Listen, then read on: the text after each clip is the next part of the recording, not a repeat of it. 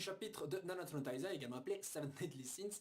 Bien dans ce chapitre-ci, nous avons donc la suite des flashbacks concernant Meliodas. Bon, au début du chapitre, nous avions Meliodas qui était donc en train de porter le corps de Elisabeth en tant que bébé, face à Zaratras et le roi de Bartra. Alors Zaratras qui donc cherche à évidemment débarrasser, entre guillemets, Meliodas donc du bébé, mais Meliodas donc le menace de le tuer s'il touche donc le gosse, en lui disant voilà, touche pas à ma femme, tu vois, touche pas à ma femme. Alors déjà, ça confirme déjà effectivement un truc, c'est que Meliodas voit en Elisabeth sa femme et sa fille Lise. C'est un truc qu'avait déjà dit justement la druide Zanelli, vous savez, celle qui avait libéré les pouvoirs, enfin celle qui était en kiff sur Meliodas et qui avait aidé à ce que celui-ci recouvre ses pouvoirs là. Que Meliodas en gros aimait bien être avec Elisabeth parce que justement Elisabeth est la réincarnation de Lise. Donc pas sa fille ou quoi que ce soit. Donc il n'y a pas d'acte pédophile, incestueux, je sais pas ce que vous dites là. Parce que j'en vois beaucoup qui sont offusqués, genre ah mais Meliodas c'est un pédophile incestueux. Non, non, s'il vous plaît, pas du tout. En fait Meliodas, et en réalité on kiffe sur la même personne à chaque fois. Est-ce que c'est un peu, je veux dire insultant, mais pas insultant, mais rabaissant peut-être pour Elisabeth dans le sens où Meliodas n'aime pas Elisabeth pour ce qu'elle est, donc de son existence d'Elisabeth, mais il aime Elisabeth parce que justement elle ressemble à Lise.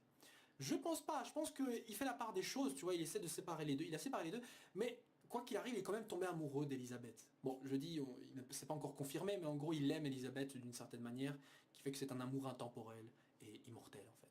C'est beau. Mais je vais revenir sur ce point-là un peu plus tard. Donc, il tient donc à ce que celle-ci soit adoptée donc, par la suite donc, par le roi de Bartra, et en plus demande une condition, c'est qu'il laisse cela se produire si justement Meliodas est engagé en tant que chevalier sacré pour le royaume donc, de Lyonesse. Un truc que Zaratras d'ailleurs, il se marre bien hein, en entendant ce truc-là, parce qu'il voit un gosse évidemment qui se ramène de nulle part et tout. Mais il se fait péter le cul rapidement, tant mieux. Et du coup j'aime bien Zaratras, hein. Il est bien, il est assez honnête avec lui-même, il se marre bien. C'est vraiment un contraste total avec ce qu'on imaginait du personnage, et c'est pour ça que je pense que la plupart d'entre nous, on le kiffe bien quoi. Donc par la suite des flashbacks, on apprend également une chose, c'est que les Seven Deadly Sins déjà ont été créés ont été à la base créés suite à une vision donc du roi Bartra, mais ça on le savait déjà, je crois que ça a déjà été dit. Mais on apprend surtout que la création de ce groupe avait un but, c'était de détruire les 10 commandements. Alors là il y a un petit truc que je me suis posé la question, c'est Meliodas à la base, c'est grâce à lui que les 10 commandements ont été scellés. Je veux dire, c'est le gardien du truc, il a le sceau avec lui, etc. Donc quelque part, il s'attendait à ce qu'ils ne soient pas libérés, tu vois. D'un autre côté, s'il a créé les Seven Deadly Sins, enfin si les Seven Deadly Sins ont été créés pour détruire les 10 commandements, c'est qu'il s'attendait à ce qu'un jour ou l'autre les 10 commandements sortent. Et ce qui pourrait en fait être logique, puisque quand les 10 commandements ont été libérés, Meliodas en soi était certes énervé, mais il avait dit, quand il a découvert la nouvelle, il avait dit commenter ça, dans le sens, ils ont finalement été libérés, dans le sens, il savait que ça allait se produire, il savait juste pas quand, ça arrivait là, et il a été surpris. Donc, les Seven Deadly Sins choisis grâce à la vision du roi Bartra, sans ça il aurait été impossible de les trouver, chose que justement dit Merlin en arrivant, comme quoi le premier compagnon de Meliodas étant bien Merlin, on ne sait pas d'où ils se connaissent, ça peut être de l'époque où Meliodas était encore dans les 10 commandements, ou après sa sortie, je ne sais pas du tout, ça franchement on n'a aucune info. Mais en tout cas c'est grâce justement à eux deux que la team a été créée quoi. Alors maintenant on peut plus ou moins créer un ordre de passage, on a d'abord donc Meliodas, Merlin, puis Escanor, si on se rappelle bien dans les flashbacks, vous voyez bien Escanor voir d'abord Meliodas et Merlin. Ensuite après Escanor, clairement ça se joue facilement avec Gosser, je pense, parce que même encore dans les flashbacks on voit Gosser arriver et qu'il a des flashbacks avec Merlin, etc. Donc à mon avis c'est lui le suivant. Et à ce moment-là donc il est sorti, il n'était plus dans les 10 commandements déjà. Par la suite, après, donc il reste King, Ban et Diane. Alors, à mon avis, ça doit se jouer d'abord Diane, puis King, puis Ban. Voilà. À mon avis, ça doit être plus ou moins ça, je pense. Hein. On peut encore inverser, mais ça doit être ça. Donc, tout ce petit beau monde a été choisi. Comme quoi, ils ont tous le potentiel de tuer les 10 commandements. Parce que, putain, si on les prend comme ça, évidemment, ils sont loin d'être forts. Même le roi Bartra ne sait pas vraiment comment interpréter sa vision ici. Juste qu'il a vu ça, ceci, et il en a déduit qu'il fallait justement créer ce groupe-là des 10 commandements. Des Seven Deadly Sins. Par ailleurs, il aura créé des trésors sacrés. C'est le roi Bartra qui a ordonné la création de ces trésors sacrés qui a permis justement aux Sins de développer et d'utiliser tout leur potentiel. Donc c'est encore une fois grâce à cette vision. Comme quoi tout était un peu écrit un peu dans l'histoire. Donc par après il y a une discussion entre Zaratras et Meliodas en tant que bourré. Et Meliodas nous dit le truc le plus intéressant du chapitre. Il nous dit comme quoi il est victime d'une sorte de malédiction qui l'empêche de mourir. Apparemment il aurait tout essayé, après que Zaratras dit bien ouais je laisserai quelqu'un me tuer. Donc ça veut dire que même s'il a laissé quelqu'un le tuer Meliodas, voilà, ça marche pas quoi. Même si on le tue, ça marche pas. Ce qui confirme déjà une chose, c'est que Meliodas va ressusciter, quoi qu'il arrive. On ne sait pas quand, mais ça va arriver. Y a-t-il des conditions à réunir pour cela? Ça c'est possible. Mais, à mon avis, s'il a déjà essayé de se tuer tout seul comme ça lui-même, c'est qu'il a ressuscité justement tout seul. Donc la résurrection de Meliodas n'est plus qu'une question de temps. Mais à mon avis, et j'espère, sa résurrection va être retardée. Parce que ce serait un peu con, genre tu le fais tuer 2-3 chapitres plus tard et c'est bon, il se réveille tranquille, il s'est rien passé.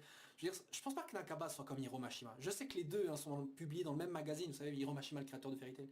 Donc les deux sont dans le même magazine, voilà, quand l'un tue un personnage, bizarrement l'autre en a tué un aussi, et après on a un comeback de personnage, et ensuite juste après on a un comeback d'un autre. Voilà, les deux sont un peu dans un petit parallèle, genre je suis sûr que les gars, tu vois, à la pause café, ils font « salut, ouais, et si on tuait tous les deux un personnage, ouais, et si après on ressuscitait aussi un personnage, ouais !» Voilà, donc je sais que tous les deux essaient parfois de superposer leur travail pour le fun, ils ont même fait justement un crossover entre leurs deux mangas, mais je vois pas Nakaba ruiner le comeback d'un perso comme ça, tu vois. La preuve, il n'a pas ressuscité Meliodas, il en a ramené un autre de personnage. Bon, il l'a ramené d'une manière assez logique au final, mais donc c'est pas comme Mashima qui lui a ramené un personnage qui était soi-disant mort juste après quoi. Voilà, lui il a vraiment ramené quoi. Donc je pense que Meliodas va rester mort. Bon, la question qu'on peut se poser maintenant par rapport à cette malédiction, c'est qui a maudit Meliodas? Un des 10 commandements, peu probable. Je pense pas qu'il y ait une malédiction aussi puissante. D'ailleurs, qui rendrait immortel Meliodas? Et puis, je veux dire, si c'était un des 10 commandements, je veux dire, les autres seraient au courant. Je veux dire, Estarossa n'aurait pas tué et laissé bêtement là Meliodas, il pouvait ressusciter. Donc je pense pas que ce soit lui. Est-ce que c'est le roi des démons? Peut-être, peut-être. Si justement le roi des démons ne l'a pas dit aux autres, c'est possible. En plus, c'est une malédiction, c'est dans le sens péjoratif du terme, donc Meliodas voit ça comme une mauvaise chose, peut-être par rapport à lui, ou peut-être dès le départ c'était considéré comme étant une malédiction. Ça veut dire que quelqu'un l'a jeté à Meliodas dans le sens où c'était censé l'emmerder, quoi. C'est pas genre Meliodas qui a eu un pouvoir super intéressant qui au final se révèle être comme étant une malédiction selon lui. C'est comme Ban et son immortalité. Ban voit ce pouvoir-là comme un bon truc, tu vois, mais au final ça peut être considéré comme une malédiction selon lui, tu vois. C'est juste une figure de style, si vous voyez ce que je veux dire. Ou alors, il reste encore la dernière piste, c'est les déesses. Alors c'est visiblement la piste la plus probable puisque les déesses sont visiblement capables de ressusciter carrément des faits, alors pourquoi pas donner la vie éternelle à quelqu'un, le rendant quasiment intuable, en tout cas le permettant de ressusciter à chaque fois. Parce que la résurrection par exemple n'est pas certainement un trait, une caractéristique uniquement propre aux déesses, voire même aux druides. Parce que, je veux dire, Hawk par exemple se souvient avoir eu une vie antérieure en étant un dragon, voire même un oiseau, avoir volé dans le ciel. Et vous savez, justement, il y avait un chapitre spécial qui faisait un parallèle entre la manière dont Hawk se comporte et la manière dont l'ancien compagnon de Meliodas se comportait aussi. L'ancien compagnon, le perroquet là, ou le cacatoas, enfin je sais pas quel était l'animal précisément, je crois que c'était un perroquet, ou une perruche, je sais plus, qui s'appelait donc Wandel, je crois, qui était le compagnon de Meliodas quand ils étaient encore à Danafor. Et du coup, bah, Hawk était certainement dans une de ses vies antérieures était certainement donc Wandel, donc il s'est réincarné. Et on voit en plus quand Hawk a été tué, il a ressuscité en mini Hawk, vous voyez. Alors je me suis dit un truc. Est-ce que Hawk n'aurait pas en quelque sorte la même malédiction entre guillemets que Meliodas? C'est-à-dire en fait les deux sont des compagnons de super longue date, mais vraiment de super longue date. C'est juste qu'ils se sont perdus de vue. Et genre au cours des anciennes vies de Hawk, celui-ci est mort, est mort, est mort, est mort.